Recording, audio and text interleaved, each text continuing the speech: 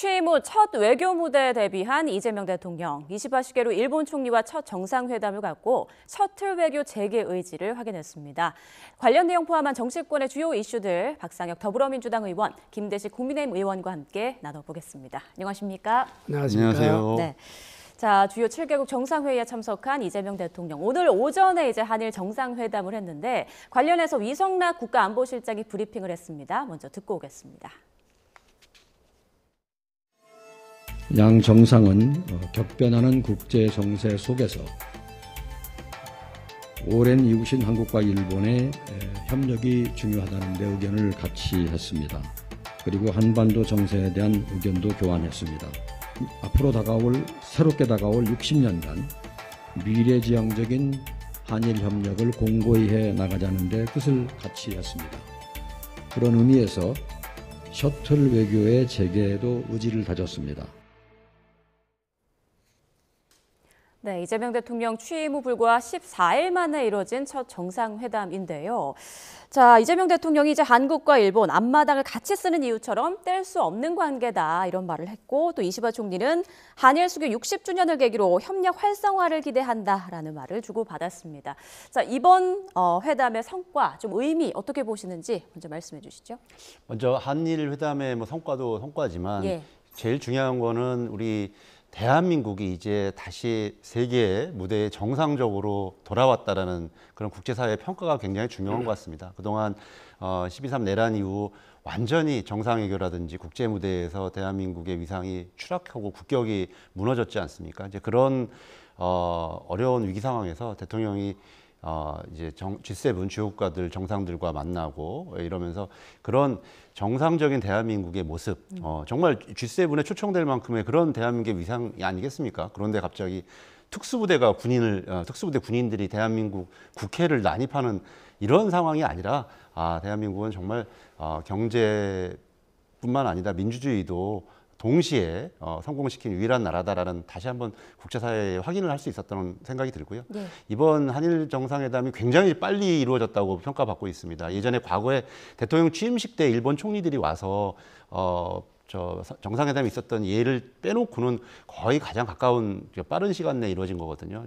시기일뿐만 아니라 여러 가지 메시지 교환한 것도 좋고, 특히 셔틀 외교 복원을 위해서 구체적인 논의를 하자, 이런 부분은 굉장히 진일보완전 측면이 있다고 생각합니다. 네, 김대식 의원님 말씀도 들어보죠. 예, G7 우리가 이제 상당히 참 여건이 좋았어요. G7 이 정상회담이 이제 예정대로 잡혀 있었고, 여기에 이제 우리 이재명 대통령께서 취임 후에 첫 무대로 국제 무대에서 섰다는 것은 아주 바람직한 일이다 이렇게 생각을 합니다. 이번에 이제 9개국 정상을 만났잖아요. 그리고 나서 G7 국가 중에서는 이시바 일본 총리하고 만났단 말이죠. 그래서 이제 가까운 이웃이고 또 우리가 뗄래야 뗄 수 없는 이런 동반자적 관계이기 때문에 이번에 이재명 대통령이 보여준 그런 실용적, 이념이 아니고 실용적인 그런 외교 무대에서 한일 관계에 접목을 했다는 것에 대해서는 저는 높이 평가합니다.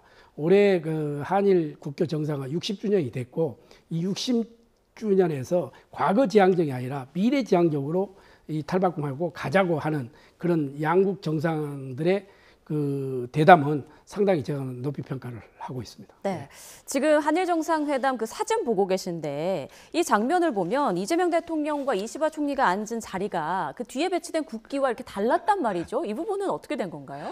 예, 아마 대통령실에서 저 해명도 봤습니다만 이게 아마 호스트의 자리를 저희가 호스트였는데 오히려 양보를 하고, 근데 또 그 국기는 원래 위치대로 있기 때문에 저렇게 좀 교환된 모습으로 나왔는데, 저는 아마 의전실에서 잘 관례대로 했을 거라고 생각하는데, 한편으로는 또 저렇게 또 서로 교환해서 배치를 하니까 별로 오히려 긍정적인 모습도 되지 않았을까라는 생각도 듭니다. 그래서 저런 부분들은 앞으로 이제 여러 가지 국제회담이라든지 정상회담들이 많이 생길 텐데 우리가 할 수 있는 여러 가지 기획이 좀 필요합니다. 우리나라가 너무 좀 의전이 딱딱하다든지 이런 평가를 많이 받는데, 좀 그런 것도 다시 좀 과거처럼 복원해서 국제 무대에서 이 대한민국이 경제뿐만 아니라 저런 문화적인 면 또 여러 가지 의전에 있어서도 참신하다 이런 평가를 좀 받았으면 좋겠습니다. 네. 네.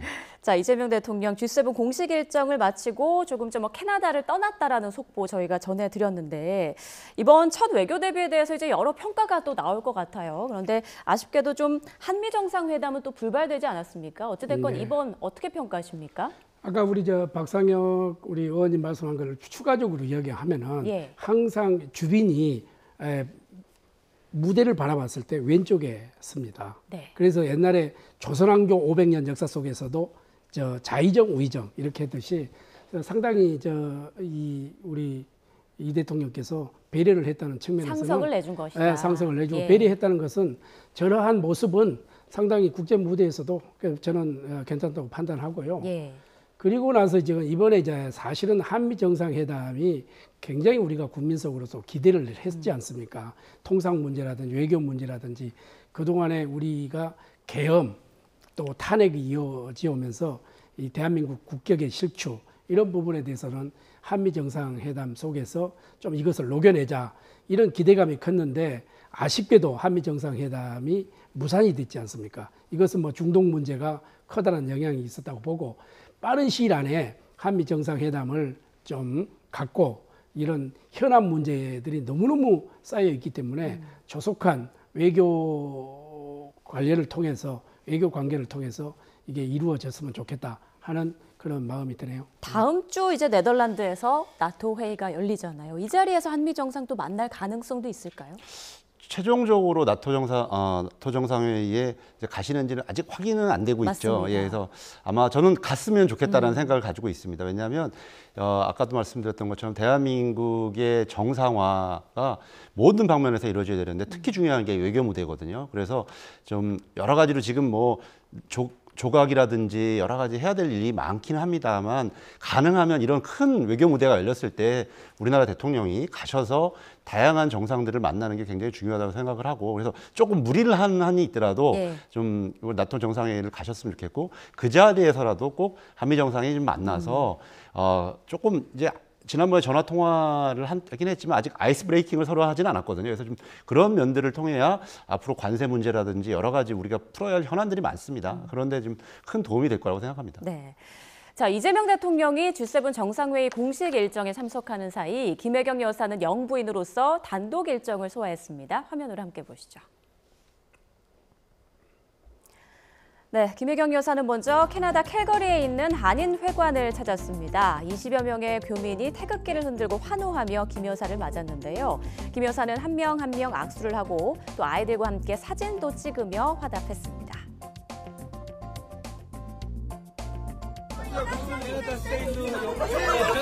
밴쿠버에서 왔어요. 7시간 걸려서 왔어요.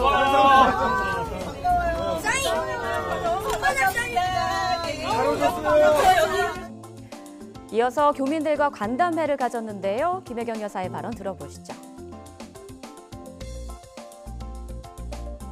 요즘 보면 해외에 계시는 저희 동포분들이 한국 소식을 저희보다 더 잘 알고 계시더라고요. 아마 조국이 생각하는 여러분 마음이 살고 있는 저희보다 훨씬 더 간절하다는 것을 더 많이 느낍니다.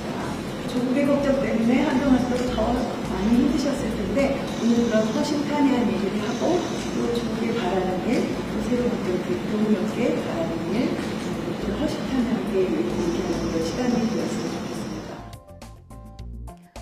이어서 김혜경 여사는 국립장애인문화예술센터도 방문했습니다. 캐나다 정부의 장애인 지원 정책 등을 살펴보고 현지 장애 예술가들을 격려하기도 했는데요. 캐나다의 한 장애인 작가가 김 여사에게 원주민 인형에 장식된 열쇠고리를 선물로 건네기도 했습니다. 자, 김혜경 여사도 이제 영부인 외교 데뷔전을 치른 건데, 자, 캐나다 측이 주최한 그 만찬장에 한복을 입고 참석해서 또 화제가 되기도 했어요. 근데 전 정부 영부인과 좀 비교를 많이 하기도 하더라고요. 어떻게 보셨습니까? 김혜경 여사님의 이제 외교 무대 이제 첫 무대 아니겠습니까? 예. 조용하면서도 차분하게 참 잘하고 계시다 이런 생각이 들고요. 지금 그 대통령이 5년 정도 재임 기간 동안에 한 80여 개국을 순방을 합니다. 그 중에서 이제 다 우리 교포들을 다 만날 수는 없지 않습니까? 예.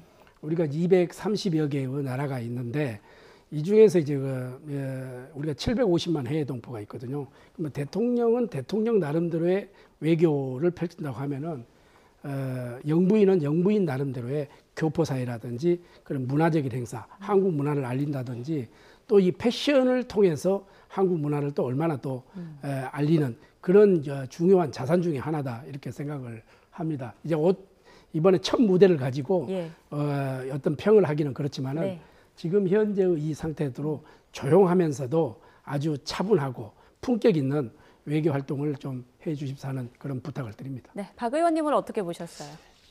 아마 멘트 좀 전에 나왔지만 예. 이번 내란을 겪으면서 동포 사회가 굉장히 불안했습니다. 대한민국 조국의 미래에 대해서, 조국의 현실에 대해서 걱정을 많이 했는데 그게 어떤 걸로 이어졌냐면 지난번 6월 3일 투표 이전에 있었던 재동포 투표, 어마어마한 투표 열기였고 예. 조금 전에도 말씀드렸던 것처럼 뭐 7시간, 열몇 시간을 와서 투표를 했던 그런 동포들이거든요. 그런 분들을 잘 위로하는 게 제일 그 모습이 좀 감동적이었고, 또 한편으로는 이번에도 보였던 그 한복 모습으로 앞으로 전 세계에 이제 또 김혜경 여사 좀 관련된 여러 가지 또 뭐 밈이라고 할까요? 뭐 이런 것도 들고 인기가 굉장히 위상이 대한민국 위상을 높이는 데 큰 도움을 할 좀 역할을 하실 거라고 생각이 듭니다. 네. 자, 그런가 하면 여야는 김민석 국무총리 후보자 인사청문회를 오는 24일과 25일 이틀간 열기로 합의했습니다. 하지만 증인 채택 등과 관련해서는 줄다리기를 이어갈 것으로 보이는데요. 관련한 녹취 듣고 오겠습니다. 이 아들에 대한 또 유학 자금이라든지 또 그런 부분을 설명하기 위해서는 지금 유학 자금을 전처가 다 제공했다 이렇게 이야기를 하고 있거든요. 그런 부분에 대해서 지금 외환 거래를 했던 송금 내역을 자료 제출 요청을 했는데 그런 부분도 안 오고 있기 때문에 그 부분에 대해서는 전처도 증인으로 나와서 좀 설명이 필요하지 않나 그런 생각을 하고 있습니다. 전 부인까지 불러가지고 아들, 그러니까 두 분 사이에 있었던 아들의 뭐 자금 출처를 유학비 뭐 물어보겠다라고 하는데 정치 이전에 사람이 됐으면 좋겠다는 이야기를 저는 굉장히 많이 하거든요. 이 전부인까지 불러가지고 어떻게 하겠다는 것인지 사람 하나 인생을 또 송두리째 무너뜨리고 가족을 또 건들겠다 참 비정하다라는 생각이 듭니다. 전부인 증인채택에는 반대합니다. 네, 증인 얘기하기 전에 이 부분부터 좀 여쭤보겠습니다. 앞서 국민의힘에서는 그 인사청문 일정을 3일 동안 해야 한다 이렇게 주장한 걸로 알려졌었는데 어떻게 이틀로 좀 합의가 됐네요? 그렇습니다. 이게 사실은 3일 이거는 그 민주당의 자승자박이에요. 지난번에 사실은 이 장관급 인사들은 대체적으로 하루 이렇게 길어야 이틀 이랬는데 이진숙 방통위원장이라든지 KBS 박장범 사장이라든지 이럴 때는 민주당에서 이 3일을 고집을 해서 3일을 했지 않습니까? 뭐 그때 민주당에서도 다음에 정권을 잡을 때 자기네들한테 반드시 부메랑으로 돌아온다 이렇게 생각을 했는데 우리가 이틀 3일을 고집한다고 해서 이게 이 다수당의 그러한 독주를 막아낼 수 있겠습니까? 그러나 전례도 있고 이러기 때문에 우리가 이제 주장을 하는 거죠. 그러나 이게 저는 그렇습니다. 항상 정치를 하면서 인사 문체만큼은 저는 그렇게 공박을 안 했으면 좋겠다는 것이 제 평소의 지론입니다. 예. 왜 인사, 재정, 행정을 짓기 위해서 정권을 잡는 거 아니겠습니까? 인사를 해도 실패한 든 성공하든 간에 그 정부에서 책임을 지는 거예요. 그러나 다만 이 우리 김민석 총리 후보자 저하고 개인적으로 또 친해요. 예. 제가 여의도 연구원장 할 때 우리 김민석 후보자가 민주연구원 원장을 했거든요. 서로 소통도 하고 자주 좀 대화도 하고 그렇게 했습니다. 그러나 여러 가지 측면에서 국민의 눈높이에 맞는 그런 것을 좀 답을 내놓으면 좋다. 그리고 이제 청문회가 이틀 하든 3일 하든 그건 문제없이 지금 국민들이 그 의구심을 가지고 있는 그리고 그것만 잘 해명을 하면 된다고 저는 생각을 해요. 그러나 우리는 이 국민을 대변해서 정확하게 좀 짚고 넘어갈 거는 짚고 넘어가고 따질 거는 따지자. 이런 측면이고 김민석 후보자도 청문회에 나와서 자기가 억울한 부분도 있을 거고 해명한 부분도 있지 않겠습니까? 그런 부분을 소상히 설명하고 국민들에게 이해도를 받으면 된다. 그러나 우리 입장에서는 국민을 대변하기 때문에 정확하게 짚고 넘어갈 것은 짚고 넘어가야 되자 되지 않느냐 하는 것이 우리 국민의힘 입장입니다. 네. 예. 국민의힘에서는 후보자의 전처를 증인으로 불러야 한다. 이렇게 지금 주장하고 있지 않습니까? 이 부분을 놓고 좀 이견이 지금 팽팽한데 좀 어떻습니까? 김대식 의원님 같은 분만 국민의힘에 다 계셨으면 좋겠습니다. 저렇게 그러니까 뭐 당연히 인사청문회 제도가 있고 하기 때문에 필요한 부분들에 대해서 질의하고 검증하는 건 또 국회의 당연한 임무고 책임이기도 하죠. 그런데 지금과 같이 과거에 이런 뭐 서로 간에 아픈 가족사가 있는데 그런 부분까지 불러서 어떻게 대체 정치를 끌고 가려고 하는 건지 막장으로 끌려가려고 하는 건지 모르겠습니다만 너무 비정하다는 생각이 들고요. 저는 우리 공직자들이 후보자들을 저도 대통령실에서 인사물 담당해 봤는데 제일 어려운 것 중에 하나가 장관을 안 맡으시려고 해요. 여러 가지 능력 있고 전문성 있는 분들이. 왜냐? 이게 장관이라는 부분 임기는 임기는 없습니다만 보통 1년에서 1년 반 정도 하는데 네. 저런 식으로 전부인까지 또는 장모, 노모 이런 부분까지 온 가족을 다 불러드리겠다. 이거는 정말 적절치 않다고 생각하거든요. 그래서 다시 한번 국민의힘이 이번 대통령 선거가 왜 치러지게 됐는지, 그리고 아까도 말씀드렸던 것처럼 우리가 국제 무대에 빨리 정상화하고 해야 되는데 국내적으로도 빨리 조각이라든지 이런 것들이 완성이 돼야 되지 않겠습니까? 그런 데에서 협력할 것을 분명히 협력할 수 있는 그런 자세를 좀 갖춰줬으면 좋겠습니다. 그러니까 김민석 후보자가 이제 동관계 이런 부분이 수익과 지출이 너무 차이가 나는 거예요. 그것만 뭐 해명이 된다고 하면은 굳이 뭐 전 부인이라든지 가족들 그렇게 필요하겠어요? 이런 청문회를 하다 보니까 그런 우구심이 있는 것이 해결이 안 되기 때문에 우리 박규택 의원 같은 경우에는 그러면은 한번 이야기를 들어보자 하는 그런 취지인 것 같아요. 네, 지금 김민석 후보자. 저는 오히려 저렇게 나오면 국민의힘이 더 국민들로부터 지탄을 받고 비판을 받을 거라고 생각합니다. 좀 정상적인 절차에 의해서 뭐 궁금한 것을 묻고 의혹이 있으면 청문회에서 답변을 듣고 소명을 듣고 이러면 풀릴 문제라고 생각합니다. 무엇보다 국민 여론이 중요할 것 같은데 청문회에서 관련 의혹들이 좀 많이 해소될 거라고 보세요? 김민석 후보자가 그런 부분 관련돼서는 적극적으로 하겠다라는 자세를 보여주고 있고 평소에도 또 그런 태도시지 않았습니까? 그리고 기본적으로 또 오랫동안 정치 생활을 하면서 그런 부분과 관련돼서는 책임 있게 답할 자세가 되어 있는 분이라고 생각합니다. 그래서 청문회를 아주 성공적으로 잘 개최하면 그런 부분들은 충분히 다 해소될 거라고 생각합니다. 네, 다음 주에 열릴 청문회가 지금 주목이 되고 있는 상황이고요. 자, 김건희 여사의 이번 소식을 두고도 정치권 안팎에서 여러 목소리가 나오고 있습니다. 들어보시죠. 평소에도 이제 계속 우울증 약을 먹었으니까 평소에도 안 좋았고요. 네. 지금 이게 그날 특검 수사를 피하기 위해서 이게 뭐 고의 입원 아니냐? 네네. 이게 터무니없는 약인 게 소환하려면 몇 달이 걸려요. 다만 이제 김건희 여사 특검에 제가 들어봤더니 우리가 이번 특검 잘 됐다고 그래요. 그래요? 털 수 있다. 예. 진짜 이게 말도 안 되는 가짜 의혹들이 너무 나오니까 우리가 이번 기회에 클리어하게 정리하고 하자. 우리가 변명도 되고 잘 됐다. 이렇게 말도 하고요. 정말 병원에 입원해서 수사기관에 출두할 수 없을 만큼 유독한지 정확한 건 우리가 알 수 없잖아요. 다만 이제 그 특검의 입장이라는 것은 어쨌든 불러서 대면 조사를 하겠다는 게 오늘 밝힌 입장이잖아요. 특검이 밝혔던 그런 입장인데 그 원칙을 무너뜨릴 것 같지는 않거든요. 그것이 특검에 영향을 줄 것 같지는 않다고 생각합니다. 특검에 영향을 줘서도 안 될 것이고요. 네, 일단 지금 들어보면 민주당에선 김건희 여사가 동정 여론을 자극해서 구속을 면하려 하는 거 아니냐 이렇게 보고 있는 것 같더라고요.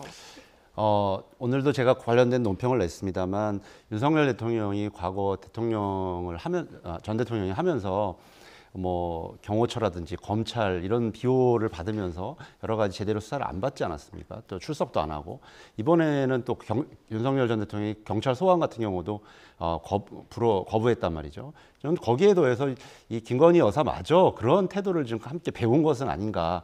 서정욱 변호사 얘기처럼 잘 됐다고 생각한다면 빨리 몸에 이런 부분들 치료하시고 나와서 수사 제대로 받으면 됩니다. 네, 그 서정욱 변호사는 이제 윤 전 대통령 부부와 많이 가까운 걸로 알려져 있죠. 김 여사가 이제 우울증이 맞다고 하면서 김 여사 측에서 특검을 반겼다 이렇게 말을 했는데 어떻게 보십니까?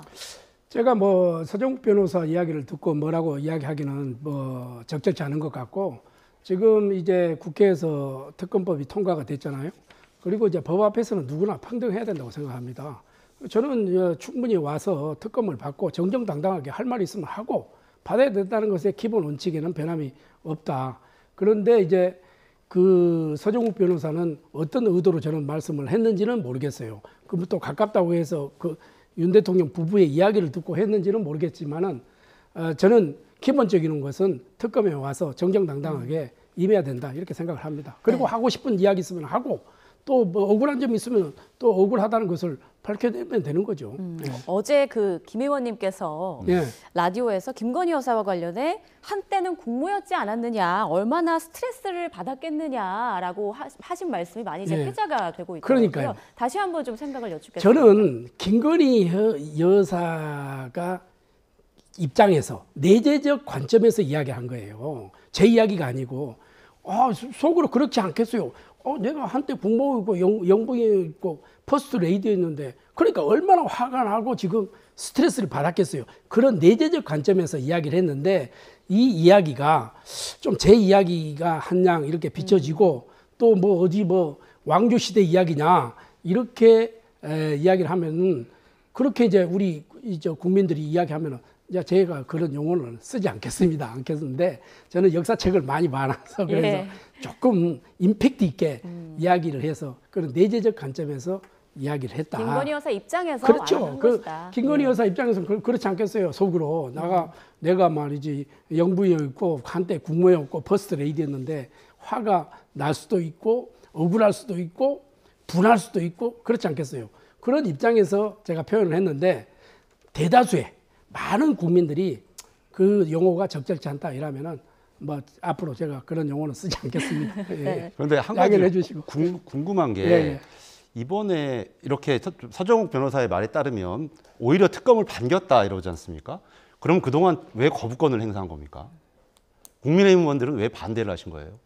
저는 갑자기 그런 의문이 들어요. 그동안 거부권을 행사한 이유는 대체 뭡니까? 저렇게 특검을 반기고 나와서 수사를 받겠다는 적극적인 의지가 있다면 특검을 반대하실 이유도 없었고 오히려 수사를 특검을 더 요청하셨어야 되고 또 국민의힘 의원들도 그동안 반대표를 계속적으로 행사하셨는데 전혀 앞뒤가 맞지 않는 상황인 것 같아요. 그래서 뭐가 맞는 건지 정말 특검을 환영하는 게 맞는 건지 아니면 특검을 그동안 거부해온 게 맞는 건지 그것도 이번에 좀 알려줘야 될 것 같습니다. 저는 있잖아요. 우리 참 박상현 의원님 말씀에 제가 좀 이야기를 좀 해요. 저는 윤석열 정부에 탄생하는데 0.0001%도 기여한 바 없습니다. 꼭 기여했다면 한 표 찍은 것밖에 없습니다. 제가 우리 의원총회에서도 이야기를 했어요. 그런데 내가 친윤이다? 나 친윤 아닙니다. 친한도 아닙니다. 저는 관점적인 입장에서 이렇게 중간적인 입장에서 말씀을 했는데 그때 당시에 특검이라고 하는 것은 수사가 미진했을 때 이제 특검을 도입하는 거 아니겠습니까? 그리고 내란 특검이고 내란이고 뭐 이것은 정상적인 절차를 밟아서 이 법으로 집행이 됐더라면 국민의힘에서도 할 말이 아무것도 없어요. 그런데 경찰에서 해야 할 일을 공수처에서 하고 공수처에서 뭐 검찰에서 하고 그러니까 국민들이 굉장히 헷갈렸단 말이죠. 이게 뭐가 정상인지 이런 측면에서 지금 법을 정상적으로 집행해 달라 하는 그런 의도였지 윤석열 정부를 보호하고 대통령을 보호한다는 그런 측면은 아니었다는 것을 오늘 제가 말씀을 드립니다. 수사 주체에 대해서 좀 정리가 필요하지 않냐 이런 문제 제기를 한 것이다라는 말씀이신데 자 이런 가운데 서울고검 재수사팀이요. 지난달 말 김건희 여사와 계좌 담당 직원의 3년 동안의 통화 내용에 담긴 녹음 파일 수백 개를 확보한 걸로 알려졌습니다. 이게 무혐의 결론 났던 그런 사건이잖아요. 그런데 재수사에 착수한 지 얼마 안 돼서 이런 결정적 증거가 될 만한 걸 찾았다는 게 좀 의문이 드는데 어떻습니까?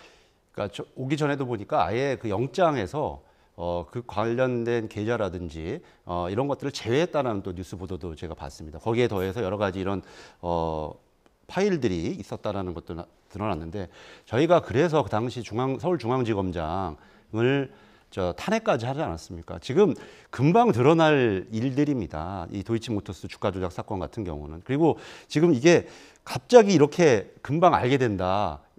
재수사를 하게 되니까 이게 너무 지금 그러니까 검찰의 모습이 정말 딱 뭐 어떻게 표현해야 될까요? 정말 그동안 윤석열, 김건희 두 사람에게 충성만 하고 오로지 국민들을 속이고 했던 모습이 저는 백일화에 드러날 거라고 생각을 하고 저희들이 그래서 계속 특검을 수사 주체 문제가 아니라 특검을 얘기해왔던 배경도 다 이런 것입니다. 네. 그런데 왜 갑자기 그게 그동안 안 나온 게 쏟아져 나옵니까? 우리 예. 박상혁 의원님은 이제 법률가니까 저는 비법률가잖아요. 아니 없던 게 왜 갑자기 지금 이 시점에서 쏟아지냐 이거지. 그래서 저는 모든 국가 체계가 정상적으로 어렵고 힘들수록 기본으로 돌아가야 된다. 저는 그렇게 생각해요. 왜 회피합니까? 정도를 걸어가야 우리 국민들 모든 우리 이 정치하는 사람뿐만 아니라 모든 사람들이 이해를 가야 되지 않겠습니까? 그때 당시는 없다가 왜 지금 갑자기 쏟아지냐고. 이런 문제들이 저는 그래서 정치뿐만 아니라 국민들이 신뢰를 주지 못하는 영향이 아닐까 이렇게 생각이 듭니다. 네, 그 녹음 파일 수백 개에 또 어떤 내용이 담겨 있을지 좀 그 결과를 지켜봐야겠고요. 자, 국민의힘 대선 경선에서 탈락한 뒤에 정계 은퇴를 선언하고 돌연 하와이로 떠났던 홍준표 전 대구시장 어제 38일 만에 귀국을 했는데요. 화면으로 보겠습니다. 네, 빨간 셔츠에 푸른빛 재킷을 입고 모습을 드러낸 홍 전 시장. 마이크 앞에 서자마자 입을 열었는데요. 목소리 들어보시죠. 나라가 조속히 좀 안정이 되었으면 합니다. 새 정부 출범을 했는데 새 정부가 정치 보복을 하지 말고 국민 통합으로 나라가 좀 안정이 되도록 해줬으면 좋겠습니다. 이상입니다. 하와이 체류하시면서 나라위에서 뭘 할지 고민하는 시간이었다고 하셨는데 혹시 그건 차차 말씀드리겠습니다. 혹시 신당 창당 가능성에 대해 이쪽으로 모세요. 네, 짧은 입장 발표 뒤 이동하자 취재진이 따라붙어서 여러 질문을 던졌는데요. 위헌정당 해산을 전제로 말씀을 하셨는데 혹시 그 뒤에 해산을 전제로 그거는 복당을 검토하시는 걸까요? 어떻게 기자들이 그걸 모르나. 이미 그건 한 달 전에 내가 한 이야기야. 한 달 전에 이미 이야기를 했고 대선지문 위헌정당으로 해산당한다. 한 달 전에 이야기했어. 해산을 전제로 복당이나 아이 역할을 그 검토하시는 쓸데없는 걸까요? 소리 하지 말고 그 다음에 김대식 의원하고 하와이 왔을 때도 대선지문 위헌정당으로 해산당한다. 그러니까 대선에 꼭 이겨라. 그 이야기 했어요. 네, 또 홍 전 시장이 오늘은 자신의 온라인 소통 채널에서 김민석 국무총리 후보자와 한동훈 전 대표에 대한 확연한 온도차를 드러냈습니다. 김민석 후보자에 대해선 한때는 촉망받던 분인데 그동안 고생 많이 했다면서 우호적인 말을 한 반면 한동훈 전 대표 측에 대해선 한 전 대표 지지자들이 홍 전 시장을 상대로 악플을 단다는 지지자의 말에 나를 라이벌로 착각하는 모양이다. 쓰레기 집단이라며 각을 세웠습니다. 자, 김대식 의원님의 말도 나왔어요. 그 홍 전 시장 만나기 위해 하와이도 다녀오셨잖아요. 지금 홍 전 시장의 발언과 귀국의 의미 좀 뭐라고 보세요? 지금 오셔가지고 백불을 하시면서 그 말씀은 참 좋은 말씀이라고 생각을 해요. 우리 박상혁 의원님도 그렇게 생각하실 거예요. 그러나 그 뒤에 이제 걸어가시면서 이야기했던 이야기에 일부는 동의하고 일부는 저는 동의하지 않습니다. 동의하지 않는 부분. 왜냐하면은 이게 거대 야당을 어느 하루아침에 위헌정당으로 매도하고 이렇게 해산이 되겠습니까? 저는 거기까지는 가지 않을 것이다 이렇게 보고 민주당이 일방적으로 그렇게 하겠어요? 상대 파트너가 있는데 그렇게 하면은 국민들이 어떻게 평가를 하겠습니까? 저는 그렇지는 않을 것이다 이렇게 생각을 하고 자 그런 측면에서 우리 홍준표 전 시장님은 국가에 올르지 않습니까? 올로로서 나라를 걱정하고 또 한편으로는 자기의 그 걸어온 길 속에서 경험을 이야기했지 않나 이렇게 저는 생각을 합니다. 그럼 신당 창당 등 앞으로 행보는 좀 어떻게 예상하세요? 신당 창당은 저는 어려울 것이다 이렇게 봅니다. 왜 그러냐면은 지난번에 박근혜 대통령이 탄핵되고 나서 대거 지금 우리의 전신이죠. 이 당의 국회의원들이 바른미래당을 창당했습니다. 그러나 그때 당시에 얼마나 많은 숫자가 글로 갔습니까? 성공하지 못했지 않습니까? 우리나라도 미국처럼 양당 체제가 굳건하게 이게 뒷받침이 되고 있다. 이런 측면이고, 이번에 신당 창당이 이 가능성을 부여하려면 그 표준이 있었습니다. 이준석 후보가 저는 이 두 자리 숫자가 나왔어야 된다. 그러나 결국은 두 자리 숫자가 나오지 않았지 않습니까? 그래서 우리나라의 지금 체제는 87 헌법 체제 이후에 뭐 여러 당이 나오고 그렇게 했지만은 앞으로도 그럴 것이다. 저는 양당 체제로 굳건하게 갈 수밖에 없다. 그래서 신당 창당은 상당히 어렵게 저는 보고 있습니다. 네. 자, 민주당 분위기도 보겠습니다. 지금 차기 당권을 놓고 정청래, 박찬대 이렇게 2파전이 될 것이다 이런 가능성이 많았는데 노종면 의원이 3파전이 될 수도 있다라고 언급을 했더라고요. 분위기 어떻습니까?